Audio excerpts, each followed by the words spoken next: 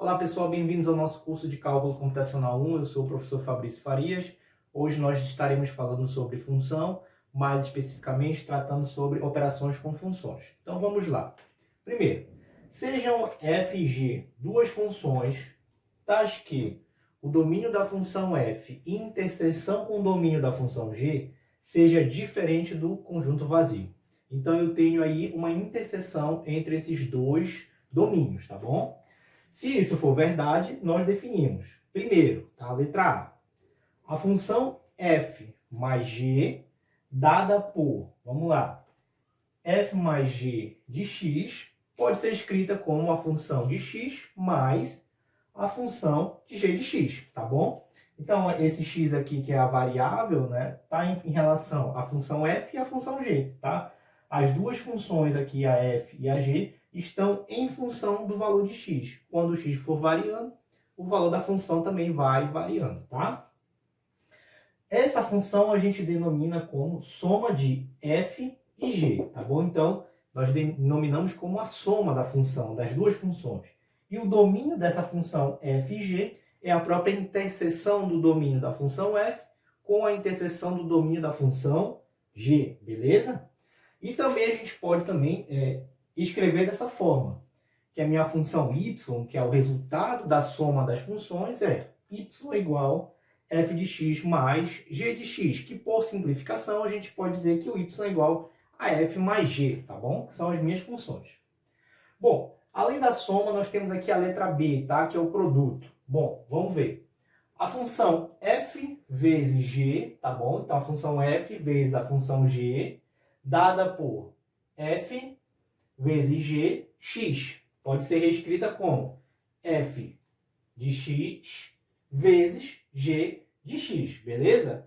Essa aqui, gente, a gente denomina como produto de f e g. É o produto entre as duas funções, tá? O resultado das duas.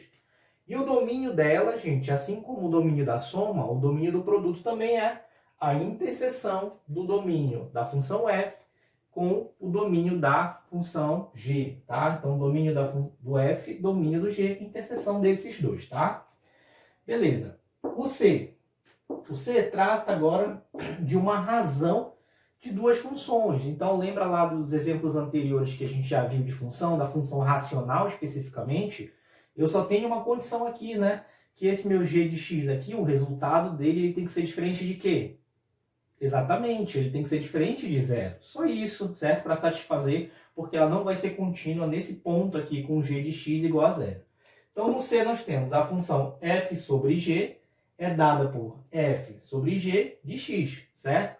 Onde essa variável x está em relação à função f e em relação à função g. Então, fica f de x dividido por g de x.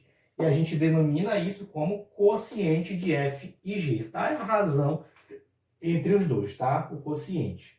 O domínio, gente, dessa função, a gente já vai poder escrever aqui dessa forma mais elaborada do conjunto, onde nós vamos ter um x pertencente ao domínio da função f, interseção com o domínio da função g, tá bom? Tal que o meu g de x tem que ser obrigatoriamente diferente de zero, certo? Como a gente já viu. Beleza. O próximo aqui, gente, é o d, tá bom? O d trata da função multiplicada por uma constante, tá? A gente já viu também especificamente a função constante, tá? Que é um valor que é assumido durante todo o tempo, aquele valor lá, certo? Mas nesse caso eu estou multiplicando pela constante, que também é um valor fixo, tá bom? Então tem um k, que é a minha constante, e um f, que é a minha função, tá bom? Então o k consiste, constante quer dizer, dado por k de f de x, o que acontece? Esse k não está em função de x, então eu posso reescrever k vezes o f de x. Já que ele é constante, eu tiro ele daqui, certo? E deixo só o f, que é em função de x. Dessa forma, gente, a gente observa que nesse caso aqui, o domínio da minha função, ele vai ser o próprio domínio, no caso do f, certo? O domínio da função é o próprio domínio do f. Logo, eu posso também dizer o seguinte, que o domínio de kf, que é a constante da função, é igual ao próprio domínio do f, porque o k é uma constante, ele não vai influenciar no domínio, tá bom? Então, esse é o produto, certo? De uma função qualquer com uma constante, beleza? Bom, eu espero que vocês tenham entendido. Eu vou apagar o quadro e já retorno com alguns exemplos específicos de alguns detalhes que possam ajudar vocês a fixarem essa primeira parte. Já volto. Retornando, vamos ver alguns exemplos agora. Primeiro aqui o exemplo 1. Eu tenho aqui o lembrete que o domínio da função f interseção com o domínio da função g, certo? Então tenho que levar isso em consideração. A minha função f ela é composta pelos elementos 2, 3, 4 e 5. A minha função g pelos elementos 3, 4, 5, 6, 7, 8, certo? E eu quero a interseção desses dois domínios aí, certo? Vamos lá resolver aqui pelo diagrama, tá? Então tem o diagrama de Venn aqui. Desenho aqui a circunferência da função f. Desenho aqui a circunferência da função g, tá? Então tenho os dois aqui. Então os elementos que são comuns, tanto a f e g, estarão aqui na interseção. E os elementos exclusivos do f desse lado, exclusivos do g desse lado. Bom, por aqui a gente já vê que nós temos apenas um elemento de f que é exclusivo de f, que é o 2. Então o 2 fica aqui, certo? O 3 pertence aos dois, eu vou até riscar aqui. 3 está nos 2, 4 está nos 2, 5 está nos 2. Então 3, 4 e 5 é a interseção, tá? São os elementos que pertencem aos dois conjuntos, tá? Por fim, 6, 7 e 8 pertencem apenas ao G. 6, 7, 8. Então, a interseção do meu problema, desses dois domínios, é 3, 4 e 5. São apenas esses elementos aqui, tá bom? Então, aqui eu tenho os elementos 3, 4 e 5, tá bom? Então, eles são os únicos que vão satisfazer a minha necessidade, tá? Agora, bora ver outro exemplo aqui, tá? Nesse exemplo, eu tenho, sejam f de x igual a raiz quadrada de 7 menos x e g de x, que é igual a raiz quadrada de x menos 2. Bora lembrar lá da raiz quadrada, tá bom? Primeiro. Lembra lá, vamos criar uma função h de x aqui, tá? Nessa função h de x é só para a gente lembrar que a gente pode ter aqui, por exemplo, a raiz quadrada, certo? De x, que é esse h de x. Nesse caso aqui específico, gente, lembra que eu tenho lá x pertencente aos reais, tal que o x tem que ser maior ou igual a zero, tá bom? Essa é a restrição, esse é o lembrete que a gente vai levar para agora, tá? Beleza? Professor, mas por quê? Porque eu não posso ter o cálculo da raiz quadrada de um valor negativo. Pronto, isso aí lá do início do curso, tá bom? Então, só começa com a raiz quadrada de números maiores ou iguais a zero. Raiz quadrada de 0, de 1, de 2, inteiros ou não, certo? Só maiores que zero. Beleza. No nosso caso, aqui nesse primeiro, nós temos um f de x, tá? Então, vamos lá agora. Eu tenho um f de x que é igual a raiz quadrada de 7 menos x. Beleza. Então, eu já sei que tem que ser maior ou igual a zero. Aí eu vou olhar aqui qual é o valor que x pode assumir, certo? Para que a partir dele, certo? Eu consiga ser todos os números positivos, né? Então, ele tem que ser, por exemplo, ele pode ser 7? Sim, porque vai ficar 7 menos 7 dá 0. Ele pode ser 8? Vamos ver. 7 menos 8 dá quanto? Dá menos 1, então não pode. Ele pode ser 9? Bora ver. 7 menos 9 vai dar menos 2. Ou seja, o último número que é possível é o 7. Beleza? Agora bora ver para baixo. Ele pode ser 6 aqui? Vamos ver. 7 menos 6 vai dar 1. Então pode. Ele pode ser 5? Pode. 7 menos 5 vai dar 2. Positivo. Ele pode ser 1. Bora ver. 7 menos 1 dá 6, então pode. Ele pode ser 0? Bora ver. 7 menos 0 vai dar quanto? Exatamente. 7 menos 0 dá 0, então pode. Ele pode ser menos 4? Bora ver. 7 menos 4 vai dar mais 4, certo? Mais 4 mais 7 vai dar 11. Então, pode. Beleza. Então, a nossa restrição aqui é, a priori, que o x pertence aos reais, tal que o x seja menor ou igual a 7. Então, essa é a restrição, tá? Para qualquer valor de x menor ou igual a 7, eu vou poder resolver essa parte. Agora, bora ver o g de x. G de x é raiz de x menos 2. Beleza. Então, bora começar pelo 2. 2 menos 2 vai dar 0. Então, pode, certo?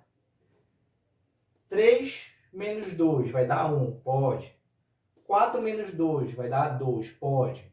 Agora, bora ver para números menores. 1 menos 2 vai dar menos 1. Não pode. 0 menos 2 vai dar menos 2. Não pode. Então, nesse caso, eu vou ter um x pertencente aos reais, tal que o meu x tem que ser maior ou igual a 2, beleza? Lembra lá da aula de intervalos, né? Então, a gente está trabalhando aqui, definindo aqui os nossos limites, né? Só que eu já encontrei o limite para a parte de cima, para a parte de baixo. Só que a questão é a soma, né? Então, eu quero saber o domínio, que é justamente a interseção desses dois caras aqui, né? Então, eu vou ter um f mais g de x. Isso aqui eu poderia reescrever, obviamente, como f de x mais um g de x. Quem é o f de x? Raiz quadrada de 7 menos x mais... Quem é o meu g de x? X menos 2. Beleza? Então, isso aqui, gente, é o meu f mais g de x. Beleza. Então, agora eu preciso encontrar justamente o domínio dessa função, que é o intervalo, certo? E o domínio vai ser o domínio de f em interseção com o domínio de g. E esse domínio, gente, ele é igual a quê? Ele é igual a um intervalo que vai respeitar essa condição e essa condição. Lembra que, já que a soma, o f de x, né? Ele tem que ser menor ou igual a 7. Então, vai embora menor ou igual a 7, certo? Só que o g de x tem que ser maior ou igual a 2. Então, eu vou até desenhar aqui, depois eu apago.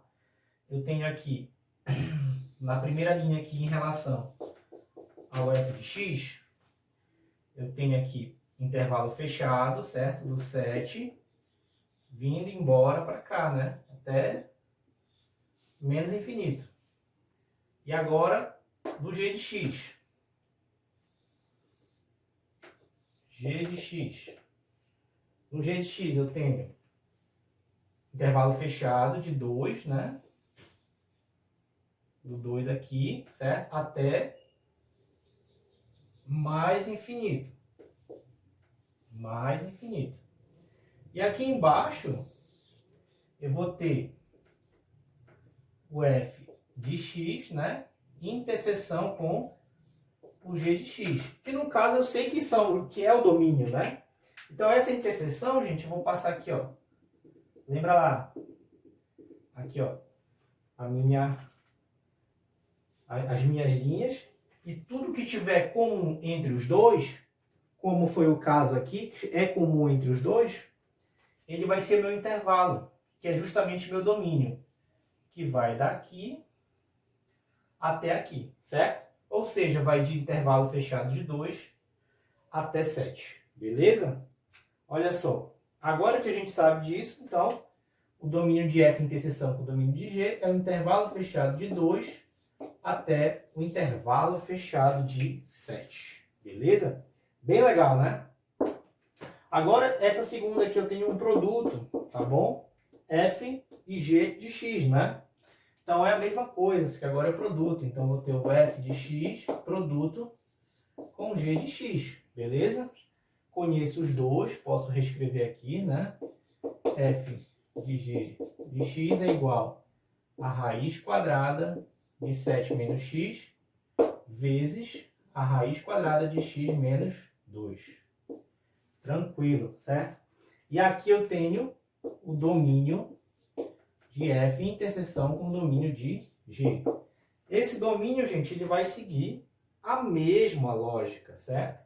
Então, no f, a gente já encontrou aqui, para 7 menor ou igual, para x menor ou igual a 7 e para x maior ou igual a 2 para g de x. Então, o intervalo também dá de 2 a 7, tá? Então, a gente encontra aqui de 2 a 7. Direto, certo? Sem problema nenhum. A gente encontra aqui. O terceiro aqui, gente, é f de x e g de x, que é igual ao f de x dividido por g de x, tá bom? No caso aqui eu tenho raiz quadrada do f de x, que é 7 menos x, dividido por raiz quadrada de x menos 2, beleza? Então, tenho aqui essa divisão, só que, como eu tenho aqui embaixo uma função, lembra, essa função aqui ela tem que respeitar uma restrição, é que o g de x ele tem que ser diferente de 0, beleza? Para esse g de x ser diferente de 0, a gente vai repensar essa função aqui. Por quê? Porque se o x for maior ou igual a 2, lembra? Vai ficar 2 menos 2 dá 0. E a raiz quadrada de 0 é igual a 0, né? Se é igual a 0, não pode. Desse modo, para essa questão aqui que eu estou no denominador com g de x, eu não posso assumir o valor 2. Então, é para x maior que 2. Se é para x maior que 2, bem aqui agora o meu intervalo, ele é um intervalo aberto, certo? Então, eu vou ter para um valor de 2, intervalo aberto, até mais infinito, certo? E quando eu for estimar aqui embaixo, agora, que é a interseção, lembra, a interseção são os elementos comuns, como a gente viu agora há pouco. Então, nesse caso, a minha interseção aqui, ó, ela vai mudar. Aqui, ó, intervalo fechado, então aqui, ó, o 7 permanece, certo? Mas aqui, ó, intervalo fechado, intervalo aberto. Desse modo, aqui vai ser intervalo aberto em 2, certo? Então muda, porque eu tenho que respeitar que aqui embaixo eu não posso ter um resultado igual a 0. Então, nesse caso aqui, vou escrever em vermelho para manter o padrão, o domínio de f, interseção com o domínio de g, ele vai ser igual a quê? O intervalo aberto de 2, intervalo fechado de 7. Como a gente acabou de encontrar aqui. Beleza, né? Agora o último. O último eu tenho 5f de x. Bom, se é 5f de x, também a gente viu ainda agorinha, né? Que é igual ao 5 vezes o f de x, tá? Então a constante não influencia, né? Só escala o valor. Então substituo aqui, então fica 5 vezes raiz quadrada de 7 menos x, beleza? Isso aqui é igual a 5f de x, beleza? Então, nesse caso específico, eu só tenho essa função aqui.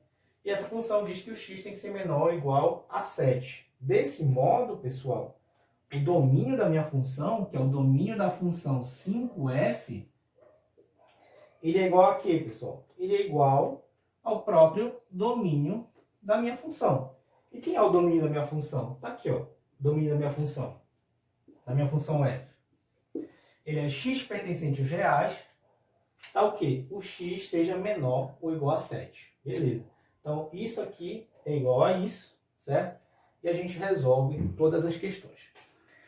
Pessoal, eu espero que vocês tenham entendido. Essa aula é muito importante, que é uma aula de introdutória à função composta, tá? Então, eu peço que vocês pausem o vídeo, que vocês escrevam, que vocês copiem, que vocês resolvam, tá? O passo a passo para que possa fixar bem na mente de vocês.